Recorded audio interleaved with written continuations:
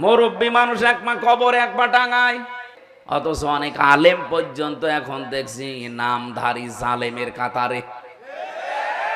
মুরব্বী মানুষ এক পা কবর এক পা টাঙায়, এখনো পর্যন্ত জালেম মুনাফিক এবং রাম আর বামদের টাকা খেয়ে ফতোয়া দিচ্ছে যে জামাত ইসলামী কোনো ইসলামী দল না, এটা ভণ্ড ইসলাম, এরা মওদুদের মতবাদ কায়েম করতে চায়।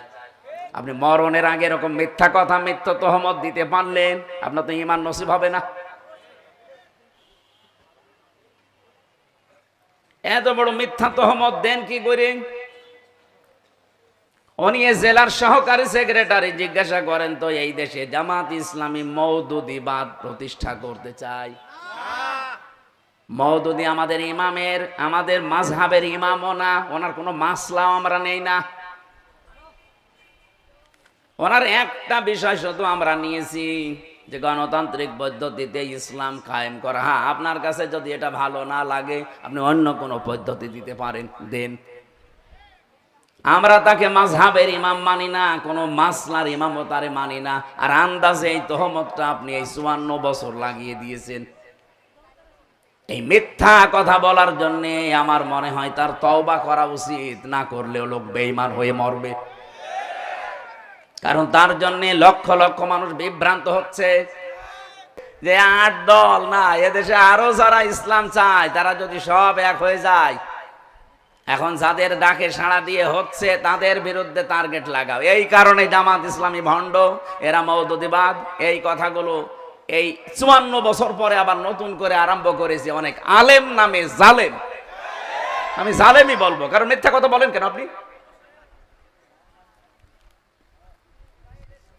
সুতরাং জামাত ইসলামী এখন আর ফো দিয়ে শুধু তাবিজ করে এদেশ থেকে উড়িয়ে দেওয়া যাবে না। এ কিন্তু রাজধানী থেকে শুরু করে ওয়ার্ড পর্যন্ত এদের কমিটি এখন একেবারে মানে শিকড় গেড়ে অলরেডি মাটির নিচে চলে গেছে। এই জন্য এই সমস্ত ধান্দায় যারা আছেন এই ধান্দাবাজি বাদ দেন। এদেশের মানুষ এখন কিন্তু সচেতন। আগস্টের 5 তারিখের আগে এদেশের মানুষ আর বসবাস করে না। এখন চলছে সেপ্টেম্বর মাসের 17 তারিখ না 18 তারিখ। এই জন্য হিসাব নিকাশ করে চলেন। আশা করছি আপনাদের বিবেক খুলবে। এরপরও যদি কেউ দাদা বাবুদের কথায় নাচেন, যা হয়েছে আপার আপনাদেরও তাই হবে। অথচ অনেক আলেম পর্যন্ত এখন দেখছি নামধারী জালেমের কাতারে। মুরব্বী মানুষ এক পা কবর এক পা টাঙায়, এখনো পর্যন্ত জালেম মুনাফিক এবং রাম আর বামদের টাকা খেয়ে ফতোয়া দিচ্ছে যে জামাত ইসলামী কোনো ইসলামী দল না, এটা ভণ্ড ইসলাম, এরা মওদুদের মতবাদ কায়েম করতে চায়।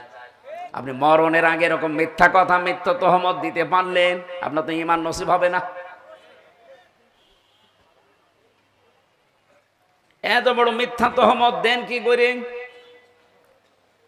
উনি জেলার সহকারী সেক্রেটারি, জিজ্ঞাসা করেন তো এই দেশে জামাত ইসলামী মওদুদিবাদ প্রতিষ্ঠা করতে চায়। মওদুদি আমাদের ইমামের, আমাদের মাযহাবের ইমামও না, ওনার কোনো মাসলাও আমরা নেই না। ওনার একটা বিষয় শুধু আমরা নিয়েছি যে গণতান্ত্রিক পদ্ধতিতে ইসলাম কায়েম করা। হ্যাঁ, আপনার কাছে যদি এটা ভালো না লাগে আপনি অন্য কোনো পদ্ধতি দিতে পারেন, দেন। আমরা তাকে মাযহাবের ইমাম মানি না, কোনো মাসলার ইমামও তারে মানি না। আর আন্দাজে এই তহমতটা আপনি এই 54 বছর লাগিয়ে দিয়েছেন। এই মিথ্যা কথা বলার জন্য আমার মনে হয় তার তওবা করা উচিত, না করলেও লোক বেঈমান হয়ে মরবে। কারণ তার জন্য লক্ষ লক্ষ মানুষ বিভ্রান্ত হচ্ছে। একটা মানুষ যদি একজনকে মেরে ফেলে, তাকে মেরে ফেলেন, তার গুনাহ শেষ। একজন মানুষ যদি 1000 মানুষ হত্যা করার কাণ্ডারি হয়, যেমন হাসিনা, ও তো একজন মারে নাই, ও মানুষ একজন, কিন্তু মানুষ হত্যা করার তালিকায় ওর নাম লক্ষ লক্ষ। এখন হাসিনাকে যদি আপনি একবার মেরে ফেলেন ওর গুনাহ মাফ হবে না, ওরে কমপক্ষে 2732 বার মারা লাগবে, তাও শুধু 24 সালের জন্য। আর বাকি সালগুলো বাদ দিলাম। একজন মানুষকে আপনি এতবার মারতে পারবেন? ওর এত জীবন আছে, আর ওর যা জীবন ও তো জীবনই না। ও তো বোনাস হায়াতে আছে। কি কথা বলেন না কেন? ও কি বেশি থাকার কথা? এখন তো মরে যাওয়া দরকার, কারণ এখন আমাদের হায়াত নিয়ে বেশি আছে। যদিও আমাদের দেশে নেই, যেখানে আছে ওই দেশের মানুষের হায়াত এত না গড়, ও যতদিন বেঁচে আছে অন্তত ওনার মরে যাওয়া উচিত। কারণ এই পৃথিবীতে আমি দেখলাম গোপালী, নেপালি আর মোদিজি সব পালানোর ধান্দায় আছে। তা আমি যেটা বোঝাতে চাই, একজন মানুষ যদি একজন মানুষকে বিভ্রান্ত করে, তার একটা গুনাহ হয়েছে। আর ওই একটা লোকের কথার দ্বারা, কাজের দ্বারা যদি লক্ষ লক্ষ মানুষ বিভ্রান্ত হয়, ওকে আপনি একবার শাস্তি দিলে ওর গুনাহ মাফ হবে না। এই জন্য ইসলামের নাম নিয়ে হোক আর অন্য কোনো নাম নিয়ে হোক, এদেশে যেহেতু এখন সব ইসলাম এক জায়গায় হওয়ার একটা সম্ভাবনা দেখা অলরেডি দিয়েছে। যাদের ভেতরে এতদিন ছোটখাটো বিষয় নিয়ে মত পার্থক্য ছিল, এখন সব বাদ দিয়েছে। তারা বলছে এবার ইসলামের বাক্স যাবে একটা। এই জন্যই তো জালেম আর মুনাফিকদের মাথা খারাপ হয়ে গেছে। তারা এতদিন যারা আমারে বলতো হুজুর দোয়া করেন, এখন দোয়া না বদদোয়ার জন্য ডাকে না। তারা বুঝে ফেলেছে যে 8 দল না, এদেশে আরো যারা ইসলাম চায় তারা যদি সব এক হয়ে যায়, এখন যাদের ডাকে সাড়া দিয়ে হচ্ছে তাদের বিরুদ্ধে টার্গেট লাগাও। এই কারণে জামাত ইসলামী ভণ্ড, এরা মওদুদিবাদ, এই কথাগুলো এই 54 বছর পরে আবার নতুন করে আরম্ভ করেছে অনেক আলেম নামে জালেম। আমি জালেমই বলবো, কারণ মিথ্যা কথা বলেন কেন আপনি? সুতরাং জামাত ইসলামী এখন আর ফো দিয়ে শুধু তাবিজ করে এদেশ থেকে উড়িয়ে দেওয়া যাবে না। এ কিন্তু রাজধানী থেকে শুরু করে ওয়ার্ড পর্যন্ত এদের কমিটি এখন একেবারে মানে শিকড় গেড়ে অলরেডি মাটি নিচে চলে গেছে। এই জন্য এই সমস্ত ধান্দায় যারা আছেন, এই ধান্দাবাজি বাদ দেন। এদেশের মানুষ এখন কিন্তু সচেতন। আগস্টের 5 তারিখের আগে এদেশের মানুষ আর বসবাস করে না। এখন চলছে সেপ্টেম্বর মাসের 17 তারিখ না 18 তারিখ। এই জন্য হিসাব নিকাশ করে চলেন। আশা করছি আপনাদের বিবেক খুলবে। এরপরও যদি কেউ দাদা বাবুদের কথায় নাচেন, যা হয়েছে আপার আপনাদেরও তাই হবে। আপনাদের আমরা ভালোবাসি, আপনারা মাজলুম মানুষ। আশা করছি অন্তত ভারতের আগ্রাসন যেন এদেশে আর ডানা বাঁধতে না পারে। যাদের দ্বারা বাঁধবে জাতি কিন্তু খুব সতর্ক, তাদেরকে চিনে ফেলবে, জীবনের মতো তাদেরকে তালাক দেবে। এদেশে কোনো ভারত প্রীতি চলবে না। কথা বলেন না কেন? এই দেশ যদি চলে, দেশের 18 কোটি মানুষের সিদ্ধান্ত অনুযায়ী চলবে। কোন দাদা কোন বাবার কথায় আমরা চলতে চাই না। আজকের মাহফিলে আলোচনা রাখলেন সেই খুলনা থেকে এসেছে অনেক কষ্ট করে মাওলানা রবিউল ইসলাম, মাওলানা হোসাইন মাহফুজ। ব্যবস্থাপনায় আছেন আব্দুল্লাহ আল মামুন উজ্জ্বল মাস্টার। ওখানে দাওয়াত দিয়েছিলেন আমার যিনি রওশন আলম নাকি যেন নাম ব্যক্তিটার, রওশন আলম। মঞ্চে বসে আছেন, আপনাদের এলাকার অবশ্যই সম্মানিত, নয়তো এখানে আপনারা চেয়ার দিতেন না। এদের সম্মান আর মর্যাদা কামনা করছি তাদের ঈমান এবং আমল অনুযায়ী। আমি যে কথা বলি ওখান থেকে একটা শিক্ষা বের করার চেষ্টা চালাই। দেখেন তো কেন ওনাদের আগে সম্মান কামনা করলাম। আল্লাহ রাব্বুল আলামিন জানিয়েছেন, ইয়ারফাউল্লাহুল্লাযীনা আমানু মিনকুম ওয়াল্লাযীনা উতুল ইলমা দারাজাত। তোমাদের ভেতরে যারা ঈমান আনে আর ঈমানের দাবি অনুযায়ী যে মানুষগুলো ইলম অর্জন করে আমল করে, এই 2টা গুণ যাদের ভেতরে আমি দেখতে পাই। ইয়ারফা এটা মজারে, বর্তমান ভবিষ্যৎ, প্রেজেন্ট ফিউচার। আল্লাহ পাক দারাজাতুন না দিয়ে দারাজাত বহু বচন দিয়ে জানাতে চেয়েছেন। এই 2টা গুণে গুণান্বিত যারা অর্জন হবে, দিন যত যাবে তাদের মর্যাদা তত বাড়তেই থাকবে। আল্লাহ শুধু বাড়িয়ে দেবে তা না, বাড়াতেই থাকবে। এই জন্য আশা করছি যারা এখানে স্টেজে চেয়ার পেয়েছেন, ঈমান অবশ্যই আপনাদের আছে। ঈমান এবং আমল করা লাগবে আপনাদের জ্ঞান যোগ্যতা এলেম অনুযায়ী।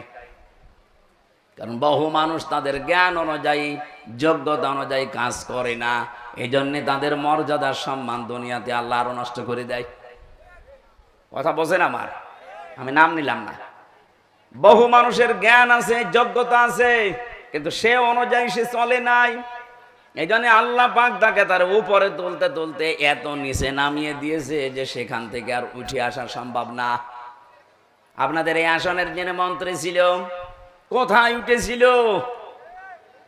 আল্লাহ এত নিচে নামিয়ে আছে। আমি সেদিন কোন দেশে যেন গিয়েছিলাম, সিঙ্গাপুর নাকি মালয়েশিয়া যেন, সেখানে যে দেখি নিচে বসলাম হোটেলে, দেখি চা খাচ্ছে।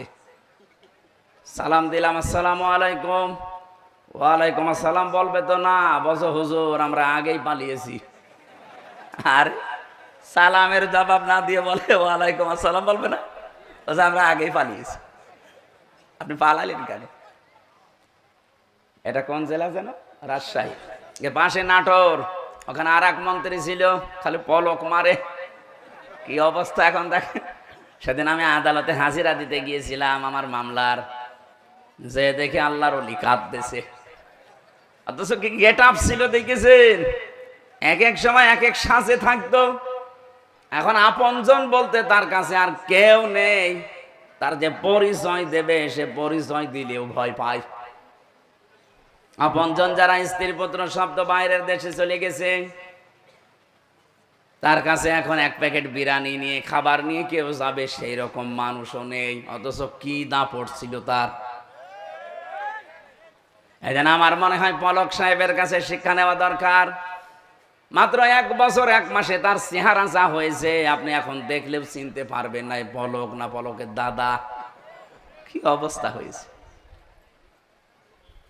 আমিও 3 বছর ছিলাম, কিন্তু আমার চেহারাটা পাল্টায়নি। এবার যদিও এরকম 100 গুণ কষ্ট আমার দিয়েছে। আমার মাথার চুল থেকে পায়ের তালু পর্যন্ত 1 ইঞ্চি জায়গা বাকি নেই যেখানে জালেমরা টর্চার করে নাই। আমার উল্টো করে 11 ঘন্টা টাঙিয়ে রেখেছিল। এত পিটানো পিটিয়েছে প্রায় 4-5 জন মিলে চোখ বেঁধে। আমার পেছনে শুধু ম্যাডাম ছাড়া কাউকে দেখানো যায় না। এই যে চেয়ার দিয়েছেন তো ভালো, যদি কাঠের চেয়ার দিয়েছেন বসতে পারতাম না। এত কিছু করার পর অন্তত এখন টিকে আছি। আরো মাত্র 1 বছরে মনে হচ্ছে কব্বরে অর্ধেক চলে গেছে, তাও তো কিছু এখনো টের পাননি। জালেম যারা এখনো পর্যন্ত যে মানুষগুলোর বৃদ্ধি কমে না, তারা যেন মাঝে মাঝে পলকের দিকে একটু তাকায়। তাকানো লাগবে না, শুধু ওর ছবির দিকে তাকাবেন আর পলক মারবেন। এই জন্য জ্ঞান ছিল তার, ইমানও ছিল কম বেশি, কিন্তু জ্ঞান অনুযায়ী কাজ না করার কারণে আল্লাহ তুলেছিল উপরে। এখন এত নিচে নামিয়েছে, সেখান থেকে উঠে আসা আর সম্ভব না। যা স্বপ্ন দেখতে পারেন, কিন্তু বাস্তবে রূপ নেওয়া অত সহজ না। এই জন্য যারা বসে আছেন আশা করছে ইমান আছে এবং জ্ঞানও আছে। এই জ্ঞান অনুযায়ী দুনিয়াতে কাজ করার তৌফিক আল্লাহ তাদের দান করেন, বলেন আমিন। সামনে বসা মুসলমান ভাইরা কষ্ট করে আছেন বসে। এটা একটা আলিম মাদ্রাসা, এখানে বহু আলেম আছে। আলেমদের সম্মান মর্যাদা দুনিয়া আখেরাতে কামনা করছে আল্লাহ যেন দান। কিচ্ছু লাগবে না ভাই। পর্দার আড়ালে শুধু ডানে বামে না, বিভিন্ন জায়গায় তারা বসে আছে। সম্মানিতা মা এবং বোনেরা, প্রশাসনের ভাইরা, প্রাণ প্রিয় রাজশাহীবাসী, আল্লাহর দরবারে শুকরিয়া জানাচ্ছি যে এই বৃষ্টি মুখর দিন, রাতেও আমাদের সারা রাত আজকে বৃষ্টি এখানেও হয়েছে, হয়তো নয়তো যে কাদা মাটি। সুতরাং এই ঘন্টা 2-3 সময় আল্লাহ আমাদেরকে কোরআন শোনার জন্য যে একটু বের করে দিলেন। আমরা তাফসীর আকারে কথা বলতে চাই, আপনারা থাকবেন তো ইনশাল্লাহ? এখানে মাগরিবের আজানের 10 মিনিট আগে আমরা ছেড়ে দেবো ইনশাল্লাহ। দল মত নির্বিশেষে অনুষ্ঠান। এটা কি শুধু জামাত ইসলামী বাংলাদেশের অনুষ্ঠান? না, এ কোরআন শরীফ শুধু জামাত ইসলামী বাংলাদেশের না। কিছু কিছু মানুষ এখন কথা তুলতেছে যে এনাদের নামে ইসলাম শব্দ থাকা জায়েজ নেই। কেন? তারা বলছে আমরা শুধু কোরআন মানি আর হাদিস মানি, ইজমা কিয়াস ইজতিহাদ এগুলো আমরা মানি না। আপনি তো কোরআনও মানেন না, হাদিসও মানেন না, শুধু মানেন চাপাবাজি আর সাদাবাজি। বলেন আপনাদের জীবন যারা একথা বলে যে জামাতি ইসলামী বাংলাদেশ, এখানে ইসলাম শব্দ থাকা যাবে না, শুধু জামাত বাংলাদেশ। আপনারা দলিল দিচ্ছেন যে আমরা কোরআন আর হাদিস মানি, বাকি কিছু মানি না। ওনারা যা করে কোরআন হাদিসে পড়ে না, আপনি যা করেন ওটা কোরআন হাদিসে পড়ে। আপনার সাদাবাজি আর সাদাবাজি কোরআনের কোন জায়গায় আছে আপনি দেখান তো। সেদিন একটা হাদিস পড়ছিলাম জেলা ইউনিটের বৈঠকে, বিশ্বনবী জানিয়েছেন আনাবি যাররিন রাদিয়াল্লাহু তাআলা আনহু قال قال النبي صلى الله عليه وسلم من ادعى ما ليس له فليس منا وليتبوأ مقعده من النار। মুসলিম শরীফের হাদিস, একটু খেয়াল করে শুনবেন। নবীজি বলেন যে জিনিস তোমার না, ওই জিনিস যদি তুমি নিজের দায়িত্বে নিয়ে নাও তাহলে দুইটা শাস্তি ওই দিন থেকে তোমার শুরু হয়ে যাবে।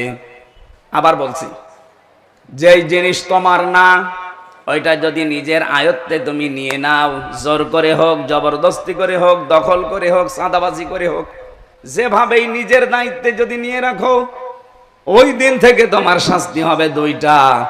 এক নম্বরে ফালাইসা মিন্না, আমি নবী বললাম তুমি আমার উম্মত আর নেই। একজন বলছে সুবহানাল্লাহ। নবীজি বলছে ফালাইসা মিন্না, তুমি আর উম্মত নেই। বলেন তো, ইহুদিরা নবীর উম্মত, খ্রিস্টানরা উম্মত, হিন্দুরা উম্মত, বৌদ্ধরা উম্মত। ওরা মারা গেলে জানাজা হয়, বলেন বলেন। তাহলে যেই মুসলমান দাবি করে নবীর উম্মত থেকে খারিজ হয়ে গেল, তাহলে ওর জানাজা পড়ে কবরে দিয়ে কি লাভ হবে? আপনি তো নবীর উম্মতই নেই। যদিও ভাষাটা একটু কড়া হয়ে যাচ্ছে, বাস্তবতা এটাই। যারা অন্যের সম্পদ আজ নিজের দখলে নিয়ে বহু আনন্দে আছেন, আপনার নামের আগে মোহাম্মদ থাকতে পারে, আল্লাহর কসম আপনি নবীর উম্মত নেই। এবার আপনি এই হাদিসের এই প্রথম অংশ অনুযায়ী বলেন, বাংলাদেশে এরকম মানুষ আছে না নেই? বলেন বলেন, নাম ধরবো। রাজশাহীতে বহু অলি আল্লাহর নাম আমি জানি। দুই নম্বরটা আরো কঠিন, ওয়ালিয়াতাবাওয়া মাকআদাহু মিনান নার, সে যেন জাহান্নামে নিজের একটা স্থান বরাদ্দ করে নিল। আমার তো হাদিস পড়ার পর থেকে ভয় যে 1 বছর 1 মাসে বহু নবীর উম্মত দাবিদার খারিজ হয়ে গেছে। আমি আমার কুষ্টিয়ারটা জানি, বহু মানুষ এখন আর নবীর উম্মত নেই। ইহুদি মরে গেলে যদি আমারে জানাজা পড়াতে না ডাকেন, নবীর উম্মত যে লোকটা আর নেই, ও মরে গেলে আমারে জানাজা পড়াতে ডাকেন কেন? ওর জন্য আমি না কাবার ইমামত যদি এসে জানাজা পড়াই কবুল হবে?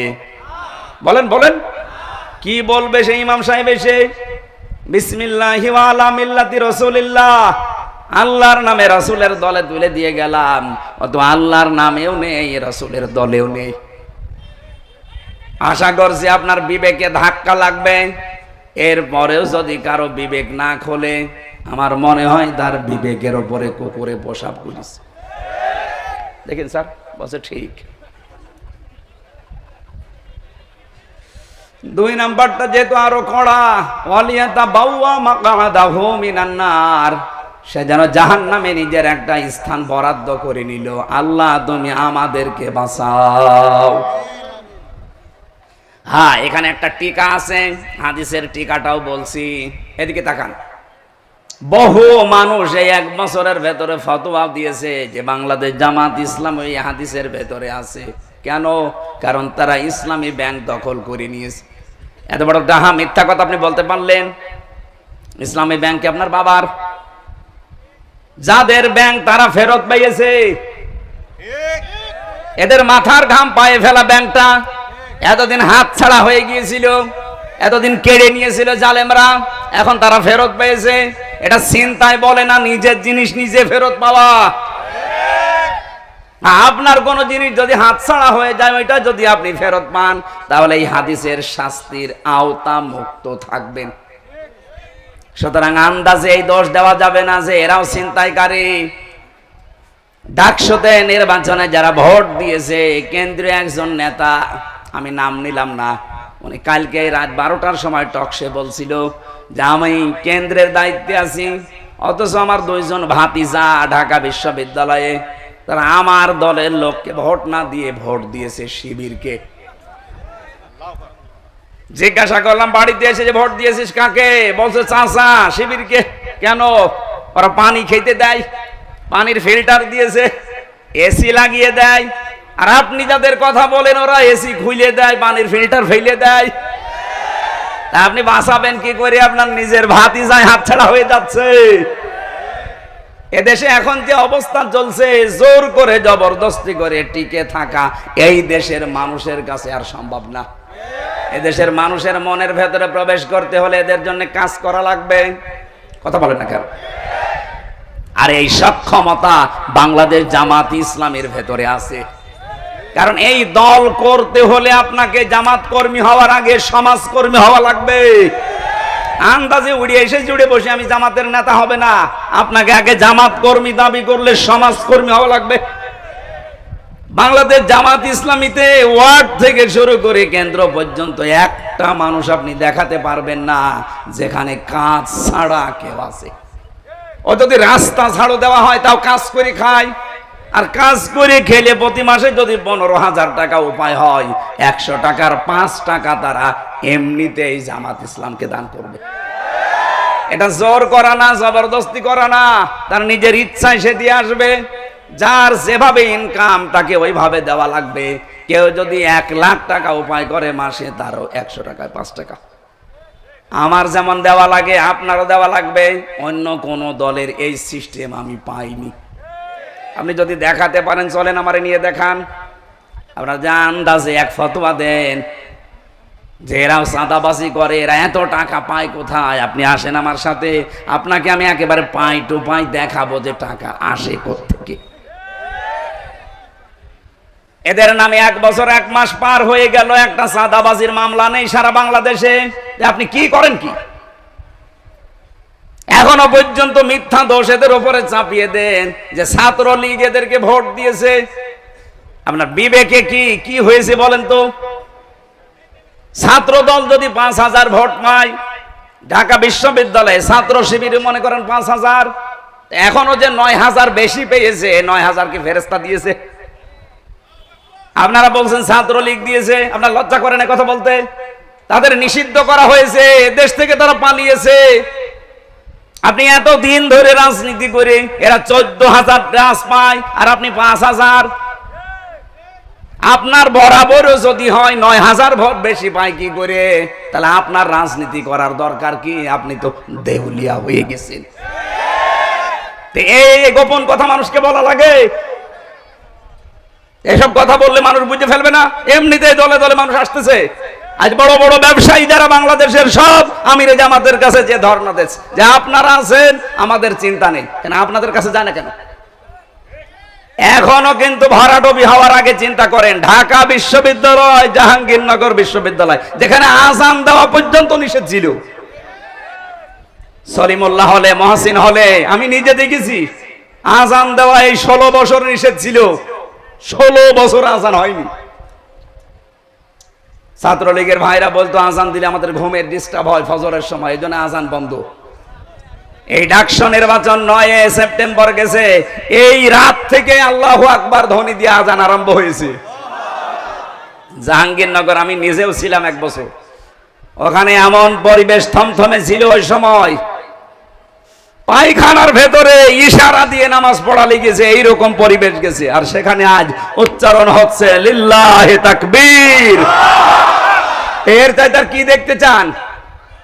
ডাকসু জাকসু যদি এই অবস্থা হয়, আপনি রাজশাহী এ তো শিবিরের আতুর ঘর, আর চট্টগ্রামে তো অলরেডি শিবির জন্ম হয়ে গেছে, আর কুষ্টিয়া ভার্সিটিতে পা দিতেও পারবে না কেউ। ওখানে 100 জনের 100 জনই শিবির। যেখানে আছে সেখানে আপনার এখন ভয়, এখন বলছে আমরা ডাকসু জাকসু নির্বাচন চাইনি, আমাদের উপরে চাপিয়ে দেওয়া হয়েছে। আমার মনে হয় কয়েকদিন পরে তারা এই কথাও বলবে যে জাতীয় নির্বাচন আমরা চাইনি, চাপিয়ে দেওয়া হয়েছে। আমরা চেয়েছিলাম ওই আপার মতো রাতের ভোট দিনে করে নিতে, এই দিনের ভোট রাতে করে নিতে। আশা করছি আপনাদের বিবেক খুলবে। এখনো থামেন, নাই তো যা আরম্ভ করেছেন শেষে মাথা গোজার ঠাঁইও পাবেন না। আর এবার বাংলাদেশে যে অবস্থা তৈরি হয়েছে, আমি খোলাখুলি বলছি ভাই, কোনো গোপন কথা না। এই দেশে এখন দল দুইটা, হয় ইসলাম না ইসলামের হয় বিপক্ষে। এখন এক দল আছে এই দেশে শয়তানের দল, আর এক দল আল্লাহর দল। সে যে নামে আসুক, যারা আল্লাহর বিধান কায়েম করতে চায় তারা আল্লাহর দল, যারা শয়তানের বিধান কায়েম করতে চায় মানুষের তৈরি করা আইন, সে যে নামে আসুক ও শয়তানের দল। এই কথা বলেন না কেন? সুতরাং এই দেশে আর আপনি মাঝখানে থাকতে পারবেন না, যে কোনো একদিকে যাওয়াই লাগবে, হয় থাকবেন না যাবেন। এদেশে এখন সামনে কিন্তু বদরের ময়দান অলরেডি আসতেছে। বদরের ইতিহাস পড়েছি যে ছেলে বাবার বিপক্ষে অস্ত্র ধরেছে, স্বামী স্ত্রীর বিপক্ষে অস্ত্র ধরেছে। এবার বলেন তো সেই অবস্থা আসতেছে না? ভোট না, এটা ভোট যুদ্ধ। শুধু দোয়া দরুদ পড়ে আর তসবিহ পড়ে এবার হবে না, যুদ্ধ যেমন করা লাগে ভোট ও যুদ্ধ, যুদ্ধের ময়দানের মতো আসা লাগবে। অনেকে বলছে না যে যারা ঝামেলা করতে আসবেন বোর মহারণা পরিশোধ করে আসেন, নাই তো বাড়ি আর ঘুরে যেতে পারবেন না। কি সিদ্ধান্ত নিয়ে ফেলেছে দেখেছেন? হয় মরবো নাই মারবো। আশা করছি আমার যে ধারণা বাংলাদেশ সম্পর্কে, আমি যতটুকু দেখতে পাচ্ছি এদেশে ইসলাম এবার সংসদে যাবে। আর একবার যদি যেতে পারে না, 5 বছর লাগবে না, মাত্র 2 বছর ইসলাম এমন কায়দা কৌশল চালাবে, কিয়ামতের আগে এদেশে কোনো মুনাফিক আর ইসলামের কাছ থেকে এদেশ কেড়ে নিতে পারবে না। কিন্তু অনেক আলেম আমি দেখতে পাই, বহু আলেম এখনো পর্যন্ত অ্যাক্টিভ না। এরা বলে হুজুর দোয়া করেন, গোপনে আছে। গোপনে আছে মানে আপনি এইরকম অবস্থায় যদি বলেন যে আমি গোপনে আছি, আপনি ওপেন হবেন কবে? ইসলাম চলে আসলে আপনি ওপেন হবেন, তখন আপনার দরকার কি? আর আপনার কেন এই ধারণা হয় এই অবস্থা তৈরি হওয়ার পরেও যে ইসলাম যদি না আসে তাহলে আমি অ্যাক্টিভ ভাবে নাজমুল হকের পক্ষে কাজ করবো আর ইসলাম আসবে না, তখন আমার ইমামতি থাকবে? তো আপনি ইমামতি নিয়ে আসেন। ছেলে যদি মাইক হাতে নিয়ে এলাকার মানুষকে শোনায় যে আমার বাবার সম্পদ আমি পাই কি না পাই আমার সন্দেহ লাগে, বলেন তো এটা কি বৈধ সন্তান না জারজ? বলেন বলেন। আপনার বাবার সম্পত্তি আপনি পাবেন না, পাবে কি রবিউল? এরকম তৈরি করে দিল আল্লাহ, এত সহজ। এর বড় আপনার মনের ভেতরে দোদুল্যমান অবস্থা কেন? আশা করছি সব বাদ দিয়ে দেন। ওয়ালা তাহিনু ওয়ালা তাহজানু ওয়া আনতুমুল আ'লাউনা। এখানে যারা আরবি বোঝে আমি তাদেরকে বলছি, আল্লাহ এখানে আনতুম আ'লাউনা শব্দটা এরকম ছিল, অথচ আ'লাউনার আগে আলিফ লাম দিয়ে এটাকে আল্লাহ নির্দিষ্ট করে দিলেন কেন? আরবি গ্রামার যারা পড়ায় জিজ্ঞাসা করেন, মুবতাদা যদি মারেফা হয় খবর সব সময় নাকেরা হয়, কিন্তু এখানে আল্লাহ খবরটাকেও মারেফা বানিয়ে দিয়েছেন আলিফ লাম দিয়ে। আনতুম আ'লাউনা না আনতুমুল আ'লাউনা। খবর যদি কোনো সময় মারেফা নির্দিষ্ট হয়ে যায়, ইফিদুল হাসর, হসরের ফায়দা দেয়, বাংলা অর্থ দাঁড়ায় হবেই। গ্যারান্টি আমির হামজার না আল্লাহর?